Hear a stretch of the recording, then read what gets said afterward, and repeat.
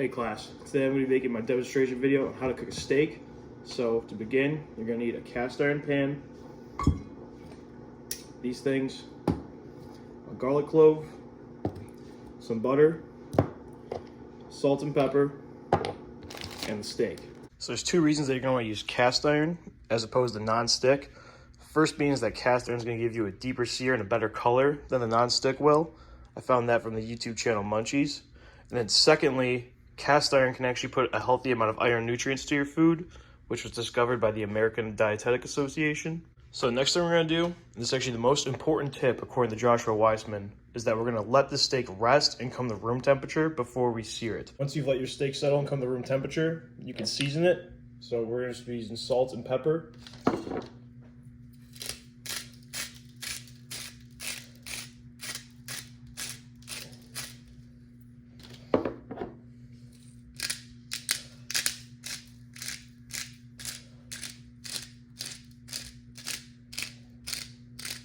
So important tip before you sear the steak, we're going to pretend this is the steak for now. You want to make sure that you put the steak on like this, not like this. Because if you put it like this, the oils are going to splash onto you as opposed to the other way. And now that we're officially ready to cook the steak, go ahead and throw some olive oil in your pan and put it up to medium-high heat. And then while you wait for your pan to heat up, go ahead and get 2 tablespoons of butter and 3 garlic cloves. And then we'll be using that to baste the steak after searing it. And another thing, it's gonna get really smoky, so go ahead and run your fan.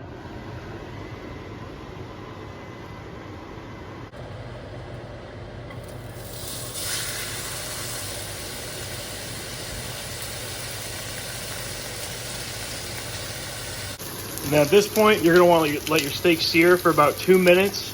And as Gordon Ramsay says, don't mess with it, just let the pan do the work.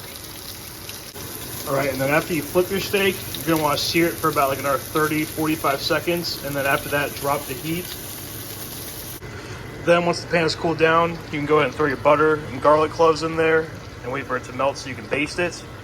I did kind of miscalculate the size of the steak to the pan. Usually you have a lot more space, but that's all right.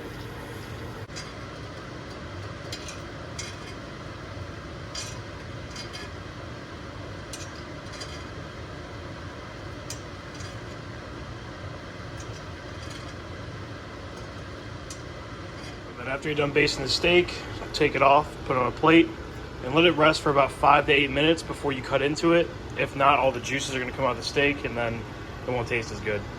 After 5 minutes, you can go ahead and cut into it. See, perfect medium rare.